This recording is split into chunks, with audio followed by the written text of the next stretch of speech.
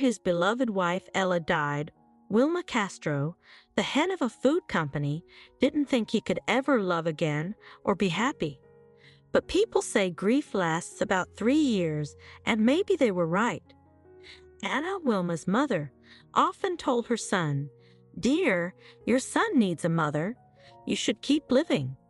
I hope you find a good woman who will be a good wife for you and a good mother for our little Tio."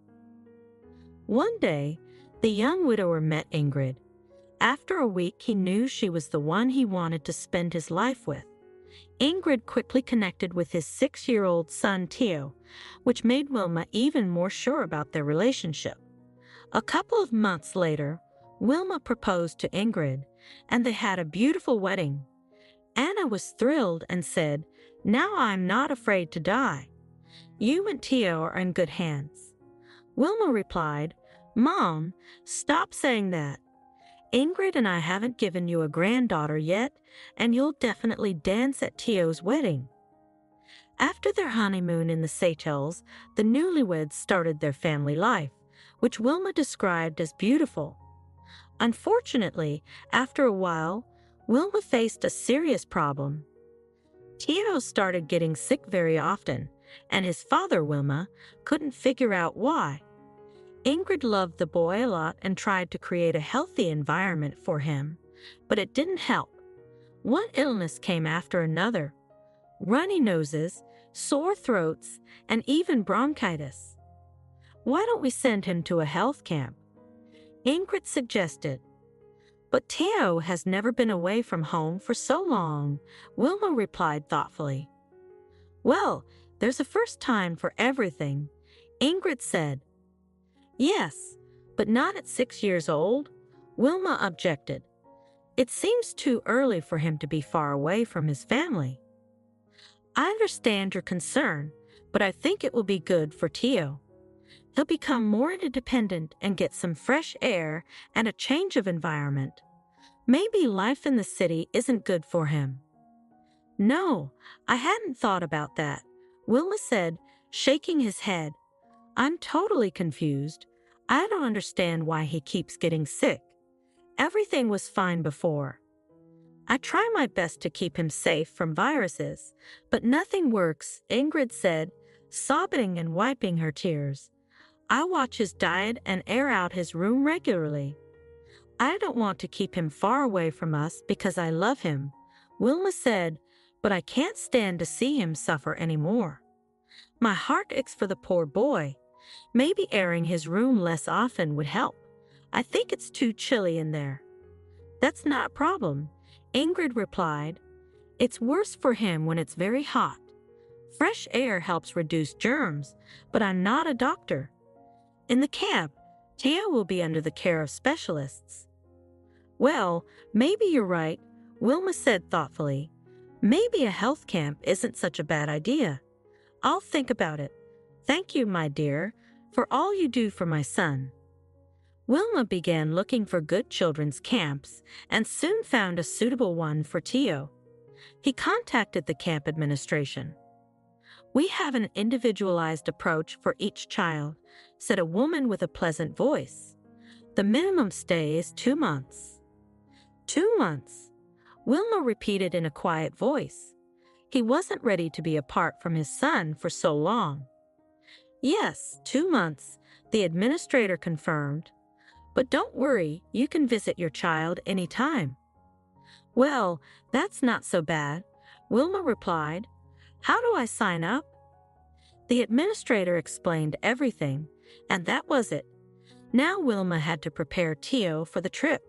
After all, he was going to be away from home for 2 months. But to Wilma's surprise, Tio's eyes lit up. "Will I get to play with other kids there?" Tio asked excitedly. Wilma sighed, realizing Tio was excited.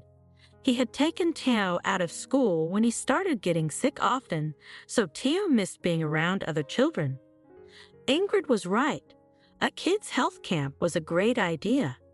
However, a week before the trip, Tio complained of a severe headache. When Wilma touched his forehead, it was burning hot. The thermometer showed a temperature of almost 40 degrees Celsius. "Oh God, this is the last thing we need," Wilma muttered, sinking into a chair in despair. "What's wrong?" Ingrid asked, hearing her husband's worried words. "Theo is sick again, and it seems serious," Wilma said. Ingrid looked closely at Theo. His face was red, and sweat was forming on his forehead. "It looks like we'll have to postpone the trip," Wilma said. "We're going to the doctor." "Are you sure? We still have a week before we leave. Maybe he'll get better," Ingrid suggested. But the next day, Theo was still very sick. The doctor said the trip was no longer an option and recommended hiring a nurse. "Thank you," Wilma said to the doctor. "Why do we need a nurse?" Ingrid exclaimed. "Why bring a stranger into the house?" "Do you know anything about medicine?" Wilma interrupted firmly. He was very protective when it came to his son. "Well, no, but—" "Then the conversation is over," he said. "Tonight I'll go online and find a nurse." Ingrid realized that Wilma's decision was final and didn't argue. She nodded in agreement. "Okay," Wilma concluded. "I need to go to the office now. Take care of Theo. Call me if there's an emergency." After finishing urgent tasks at work, Wilma rushed home. He trusted Ingrid but felt calmer with Theo nearby. On his way home, while crossing a bridge, he saw a very young, poorly dressed girl who looked lost and then put her leg over the railing, about to jump.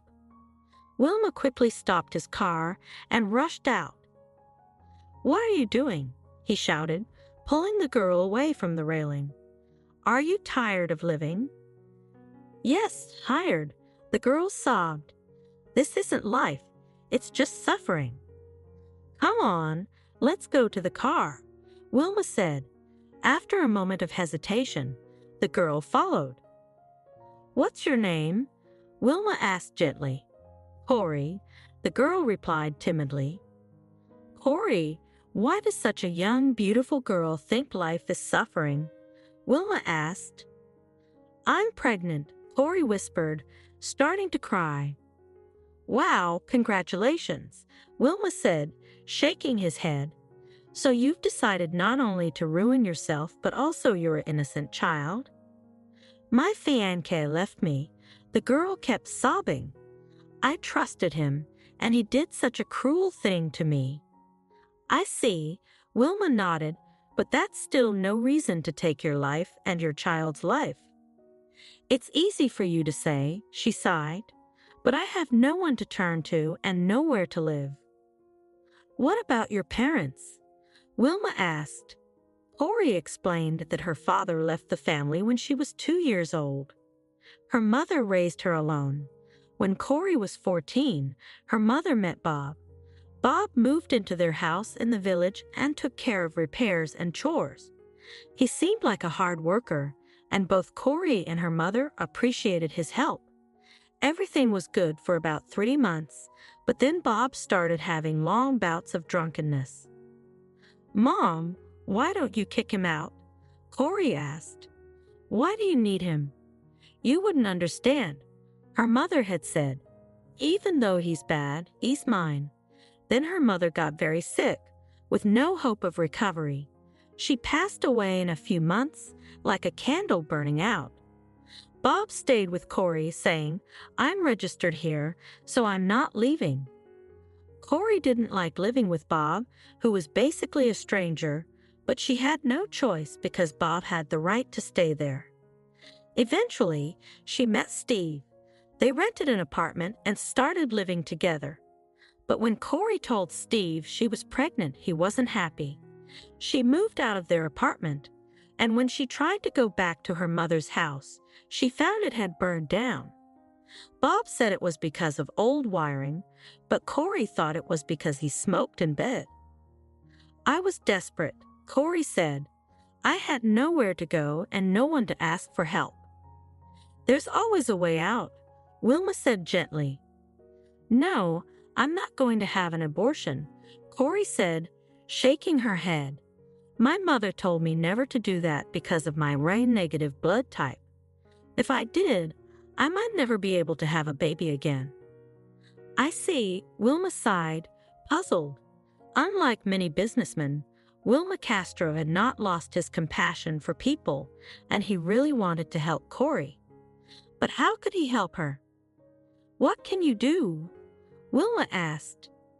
What do you mean? Corey frowned. You think because you have money, you can. She didn't finish her thought and looked at Wilma indignantly. Wilma looked confused, and then he laughed. Wait, Corey, he said. Did you think I wanted to offer you something inappropriate? Corey blushed. I'm sorry, she muttered. Let me be clear, Wilma said. Would you like to work for me as a maid? A maid? Corey asked. Do you need one? Well, you could say that, Wilma nodded.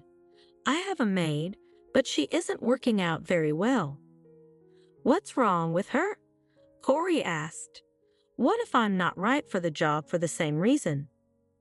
I hope that's not the case. Wilma smiled. My current maid is, let's say, overstepping her boundaries. But I'd like to know what skills you have. Corey was silent for about half a minute and then said, I did 4 years of medical school, but I quit when I found out I was pregnant and my boyfriend left me. Oh, Wilma exclaimed.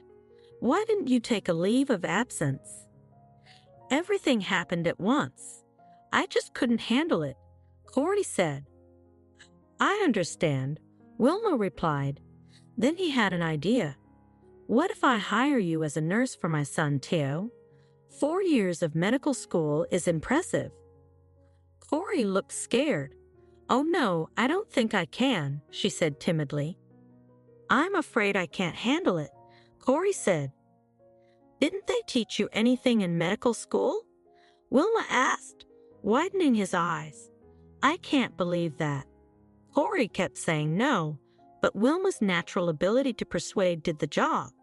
When Corey finally agreed, she felt both joy and shame. Just a moment ago, she had wanted to give up on life, and now she had a job and a place to stay. You never know where you'll find help or lose it. Ingrid, however, was furious. She did not like the idea of having a stranger in the house. Why do you need this homeless woman? Ingrid exclaimed. Why did you bring her here? She'll only make things worse. What makes you say that? Wilma asked calmly. Corey has some medical training. If she had finished medical school, she'd be a great therapist. The key word is unfinished. Ingrid said angrily, Do you really think I'd hire Corey if she didn't have any knowledge at all? We talked during the ride and then met with Theo's doctor. He's convinced she's the right person for the job. I don't know, Ingrid said irritably.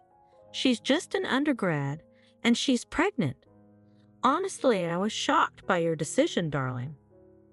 I know how careful you are about Theo, but trust me, everything will be fine, Wilma assured Ingrid. I don't think so, Ingrid thought, but she said nothing. Corey seemed to know her job well, even though she wasn't a qualified doctor. She quickly made the same diagnosis as the visiting doctor and noticed that Theo's room was too damp.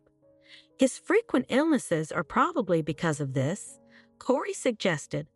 Changing his room and belongings might help, so he wouldn't need to go to the camp. What a know-it-all, Ingrid thought angrily.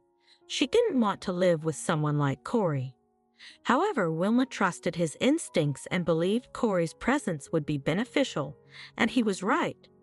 Theo liked Corey, seeing her as a good, kind relative if not a mother. To be sure of Corey's trustworthiness and to monitor Theo's well-being, Wilma installed a camera. He reviewed the footage while at work and was pleased. Corey was doing her job perfectly, and Theo was happy with her. The only problem was Ingrid. Wilma noticed that Ingrid wasn't happy about the young nurse. She tried to convince him that Corey lacked professionalism, but Wilma suspected there was another reason. Maybe Ingrid is just jealous, Wilma thought. Initially, Wilma hadn't paid much attention to Corey's appearance, but after she tidied herself up and wore new clothes bought with his advance payment, he noticed she was quite attractive. Corey had long, light blonde hair, bright blue eyes, soft pink lips, and a natural blush. Ingrid was also beautiful, but her looks came from stylists, makeup artists, and hairdressers. People like Ingrid are often seen as stunning but not naturally beautiful. Maybe that's the issue, Wilma thought. I should bring Ingrid a nice gift for my business trip, Wilma decided. She loves that, and then we can go somewhere to relax. At dinner, Wilma announced, I have to go on a business trip tomorrow. It'll be for a couple of weeks. Can you manage without me? Sure, honey, Ingrid nodded. You could be sure there won't be any unpleasant surprises from my side. She gave Corey an unfriendly look. Wilma sighed quietly. Here we go again, he thought. As he continued to observe Tao and Corey, he became more convinced that Corey was a blessing. She spent almost the entire day with Teo, genuinely caring about his well-being. She regularly measured Teo's temperature and gave him his medicine as prescribed. In short, Corey did her job to the best of her ability. As for qualifications, she would eventually get her degree. For now, Wilma could only hope Ingrid would warm up to Corey over time. What unpleasant surprises are you talking about? Wilma smiled. The main thing is that you two get along, Teo chimed in. Corey and I already get along well. That's great, his father concluded. Ingrid continued eating dinner with a sour expression. It wasn't jealousy of Corey taking care of her stepson. Rather, she feared Corey's supposed medical background could threaten her position. Ingrid saw one way to get rid of Corey, by framing her. The question was how. Never mind, Ingrid thought optimistically. There will be a way eventually. Oh, by the way, Ingrid said to Corey as soon as Wilma left for his trip, from now on, you'll eat in the kitchen. Corey shrugged, but Tao objected. No, Corey will eat with us. While your daddy is away, it'll be as I say, Ingrid retorted. No, Tao frowned. You mean, Ingrid? There's no need to argue, Corey said calmly, sitting down at the table. I'll eat in the kitchen, and then as usual, I'll come to you. It's really no big deal. All right, the boy nodded after a moment's thought. After breakfast, Corey took Teo out for a walk. Meanwhile, Ingrid tried to solve the issue with Corey without her presence. Think, Ingrid, think, she mentally urged herself. There must be a way to get rid of this intruder. She went up to her stepson's room intending to air it out once more. Suddenly, her gaze fell on the camera. Of course, how could I not have thought of that? Ingrid's plan was simple. She deliberately placed her purse in Teo's room where the camera could see it. She was certain Corey would take the purse and return it to her. Then she could convince her husband that Corey was just a thief. The plan worked. Corey noticed the purse and, thinking it belonged to Ingrid, decided to return it. Is this yours, Ingrid? She asked, holding out the purse. I'm Mrs. Castro, Ingrid said arrogantly. Mrs. Castro, is this your purse? Corey repeated with faint irony. Yes, it's mine, Ingrid nodded, opening it. It's empty. Where's my money? Well, I didn't take any money, Corey replied firmly, sensing what Ingrid was implying. I found this purse in Teo's room and brought it to you immediately. Whether it was empty or had something in it, I didn't check. But I did. There were $1,000 in credit cards in there, Ingrid accused. Well, you've cleared it out, Corey remarked with a chuckle. She wouldn't allow herself to be accused falsely. I'm not foolish enough to take your money and return an empty purse. How would I know what you're thinking? She grumbled. I bet you emptied it somewhere away from the camera and then pretended innocence. Get out of here. Thieves don't belong in a decent home, Ingrid threatened.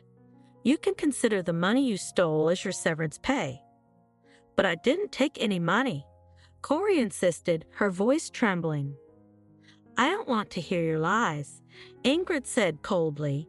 If you don't leave in 15 minutes, you'll be explaining yourself at the police station. Trust me, it'll be harder for you. Who do you think they'll believe? Me, the wife of a respectable businessman, or you, some half-doctor beggar? Corey realized arguing was pointless. She went to her room to pack her things while Ingrid watched triumphantly. Everything had gone according to her plan. Corey left the house, grateful that Tao hadn't seen her departure. Her future looked bleak with only enough money for a couple of nights in the cheapest hostel. When Wilma heard Ingrid's accusation about Corey's theft, he was devastated. He couldn't believe it. He had helped Corey out of compassion, and she had betrayed him. It shattered his faith in people. After watching the tape, he was convinced Corey had taken Ingrid's wallet from the table. But did Corey take money from it? That was the question on Wilmer's mind. On the other hand, he had no reason to distrust his wife. Yes, Ingrid disliked the nurse from the start, but making baseless accusations would be too much, even for her disgruntled state. Besides, Ingrid cared for Teo and couldn't ignore the positive impact Corey had on him. The camera couldn't confirm the theft, but it was true that Corey had the purse in her hands. You know, when someone is strapped for cash, they might do more than just take a wallet, Ingrid remarked. How do you know what kind of trouble she's really in? Maybe she owes money to someone. What do you really know about her besides what she's told you? Nothing. Wilmer had to admit his wife had a point. No matter how much you feed the wolf, he still looks into the forest, he sadly admitted. It's sadly true to admit. Most likely, Corey did steal the money. After the conversation with her husband, Ingrid drank white wine with exotic fruits and gloated. You've lived in a decent house and slept on clean sheets. It's time to return to your usual, good-for-nothing life, she thought viciously. Where's Corey? Tao asked when his stepmother entered his room in the evening. Corey doesn't work for us anymore. Ingrid shrugged and opened the window. Why? The child asked sadly. Because your beloved Corey stole my money, the stepmother eagerly replied. You're lying. Corey's good, you're bad. Tana defended, hurt by the accusation. If you don't want to believe it, I don't care. Ingrid grinned. Close the window, please. But I'm cold. Theo pleaded. All right, the stepmother replied after a pause, closing the window. The next day, Tito felt sick again. I feel bad, Tito complained. Well, what's the matter with you again? Ingrid rolled her eyes. The boy was flushed, and his eyes had an unhealthy glow. Give me the syrup, Tao asked quietly. What syrup? You don't even know what syrup, exclaimed Ingrid, frustrated. Why did you kick Corey out? I've already explained to you that she's a thief, Ingrid said firmly. Not another word about her, do you understand?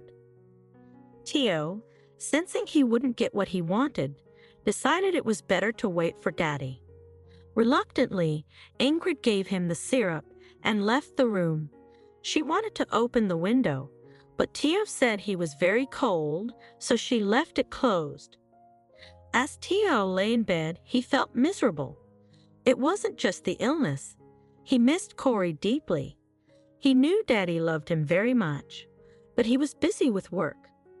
Ingrid, on the other hand, seemed to care only about herself and Wilmer's money. Corey, despite her abrupt departure, had shown genuine care for him. Meanwhile, Corey was struggling. After 2 nights in a hostel, she searched desperately for any accommodation. She hoped someone kind might offer her a loan or let her stay in exchange for help with household chores. However, as time passed, her hopes dimmed. No one seemed willing to lend her a hand. Still determined, Corey decided to visit the neighborhood where she and Steve had once rented an apartment. It was known for its cheap rentals due to its high crime rate. Miraculously, she found someone willing to rent her a tiny, run-down apartment. The landlord was a heavy drinker, and the apartment was dirty and smelled of smoke, but it was better than living on the streets. "I expect the money in a month," said the drunk landlord, sealing the deal with Corey, who nodded heartily. She desperately hoped to find work soon. The main challenge was keeping her pregnancy hidden during her job search. The landlord would often visit, asking about the money, though not a month had passed. "It hasn't been a month yet," Corey would invariably reply, suspecting the man needed money for alcohol, and sooner was better. Corey eventually landed a job at a food delivery service that paid weekly, much to her relief. The pay was good, and she managed to fill her fridge and set aside money for rent after a week of work. But her fortunes quickly turned when she fell ill at work. Loaded with products to deliver, she fainted, prompting a worried administrator to call an ambulance. "In your condition, it's not normal to carry such heavy weights," the doctor informed her at the hospital. "You are at risk of miscarriage. You'll need to stay here for a couple of days." Corey sighed heavily. She had only worked for 2 days that week and worried about being paid. No work again, no money, she thought sadly. How will I pay the rent? Despite her predicament, Corey found solace in the hospital's comfort compared to her shabby apartment. She called the landlord, explaining her situation and asking for an extra week to pay. However, the landlord was not sympathetic this time. "I don't care. Do you have any money at all?" he interrupted her complaints. "Yes, in the kitchen cupboard, under the blue teapot," Corey replied, hoping this would convince him of her ability to pay and earn some leniency. "That's good," the landlord said, visibly pleased. "I'll take all the money. That's 1 month's rent, plus moral compensation for the wait. And you shouldn't come back here again. I don't need irresponsible tenants." Corey realized the harsh reality of her situation as she left the hospital with nowhere to go and dwindling options ahead. "Where can I get the key at the city hospital?" Corey answered gloomily, "I'll leave it with the lady on duty." "Why aren't you eating, Ingrid?" asked Wilma, watching her steps and pick at a plate of pasta with a frown. "I don't want to," Theo mumbled defiantly, pushing the plate away. The boy missed Corey a lot but knew better than to talk about her to his stepmother, who might start accusing her of stealing again. "How are you, Wilma?" cheerfully asked the householder upon returning from a business trip. "Fine," purred Ingrid, kissing her husband. "Yeah," he smiled, "that's great. Where's Theo?" "He's in his room," she replied. Seeing his son, Will froze with his mouth open. He didn't even recognize Theo at first. The boy looked pale, shrunken, and unhappy. "Are you sick again?" the worried father asked. "Dad, can Corey come back?" replied the boy, a tear rolling down his pale cheek. Wilma was confused. "Son, I would love for her to come back, but it's impossible," he replied in despair. Wilmer looked at his wife, silently asking if Theo knew about the theft. Ingrid barely nodded. "Daddy, I know that Ingrid thinks Corey stole the money," said the shrewd child, "but that's not true. She's good, and Ingrid is bad. I was cold, and she opened the window." "What are you talking about, good or bad?" Ingrid couldn't take it anymore. If only it were that simple. "Ingrid, don't yell at the child," Wilma said quietly but firmly.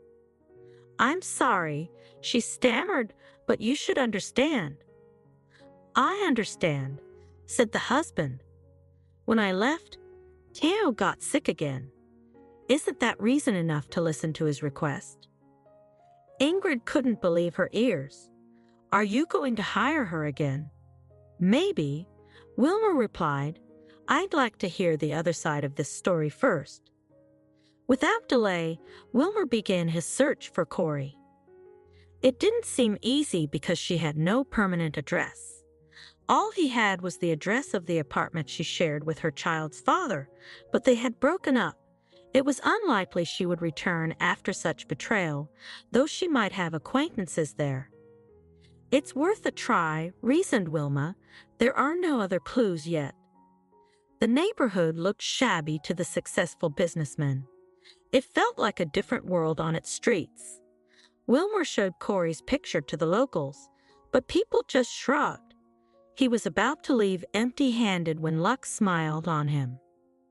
Yes, I saw this girl yesterday, nodded a woman in her 40s, wearing a flowered dress and a faded sweater. She rented an apartment in that house over there, on the first floor. Thank you very much. Wilmer thanked the woman and headed to the indicated building.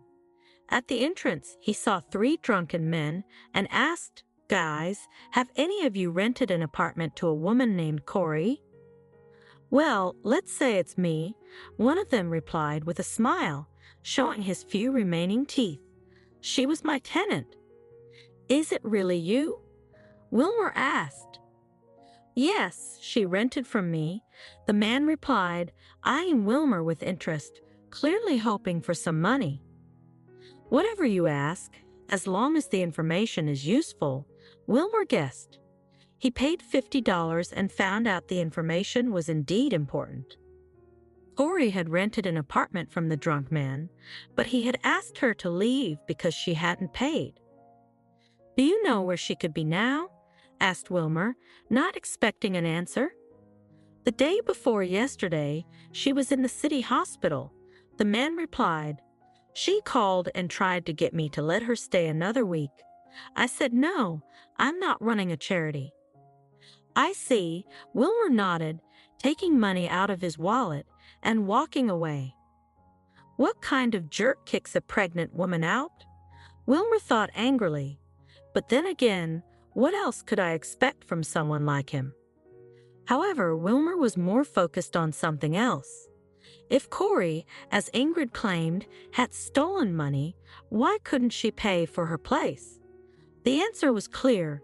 Corey hadn't stolen anything, and Ingrid hadn't paid her. Wilmer felt terribly embarrassed. Corey had worked for him for nearly a month, doing her job perfectly, and Teo had recovered and grown attached to her.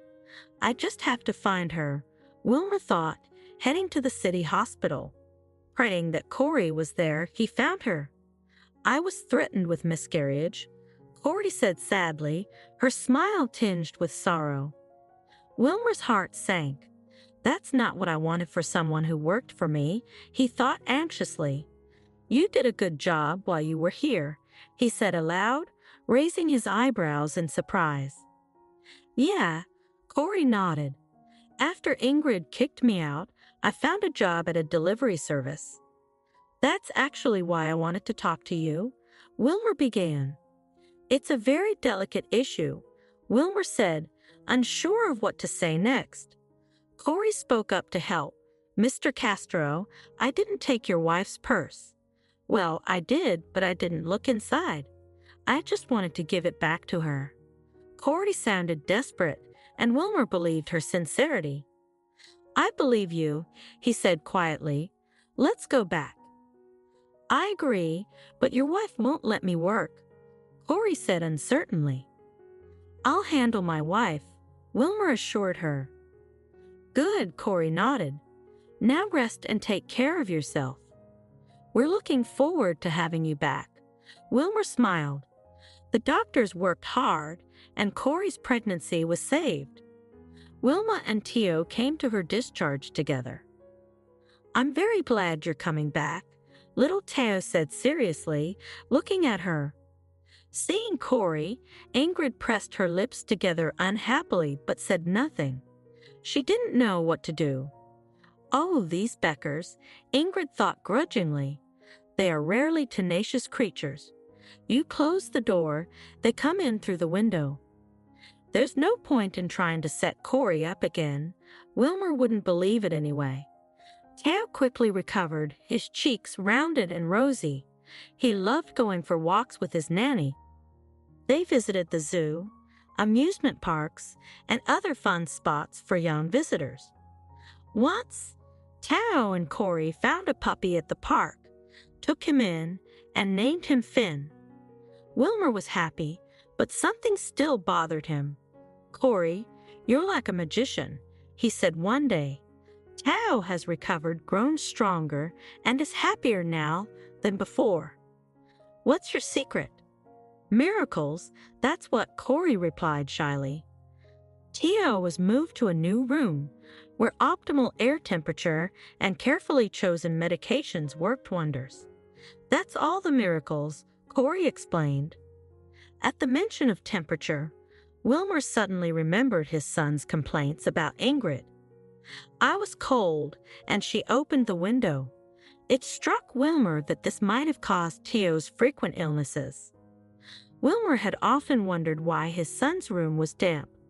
Initially, he thought it was a construction error, but now a troubling thought emerged. What if Ingrid intentionally kept Tao's room cool? She had even suggested sending him to a health camp. But why? Wilmer realized he couldn't easily accuse his wife of such a thing. Instead, he decided to order an independent examination. In his heart, he hoped he was wrong. He couldn't imagine marrying someone capable of intentionally harming his son's health. The relationship between Wilmer and Ingrid became strained. One day, Ingrid casually brought up whether it was appropriate for servants to eat at the same table as the hosts. "Maybe," Wilma nodded calmly, "but Corey has become a member of our family. She cured my son, for which I'll be grateful for the rest of my life." Ingrid frowned and tears welled up in her eyes. "Okay, I get it. Since you don't need me here anymore, it's time to end this charade, Wilma. I'm filing for divorce. I can't be married to a man who doesn't love me at all." With those words, she got up and ran upstairs to her bedroom. Of course, Ingrid had no intention of actually divorcing Wilmer. It was just a manipulation. She hoped Wilmer would chase after her, beg for forgiveness, and agree to fire Corey. However, Ingrid proved to be a poor manipulator. Wilmer willingly signed the divorce papers and even stated he intended to give Ingrid everything she was entitled to, which was nothing. Being foresighted, Wilmer had a prenuptial agreement, so Ingrid ended up with nothing. "Be grateful I didn't accuse you of taking all the money from the safe," Wilmer said to her after the divorce was finalized. Ingrid gave her ex-husband a hateful look, but it didn't faze him.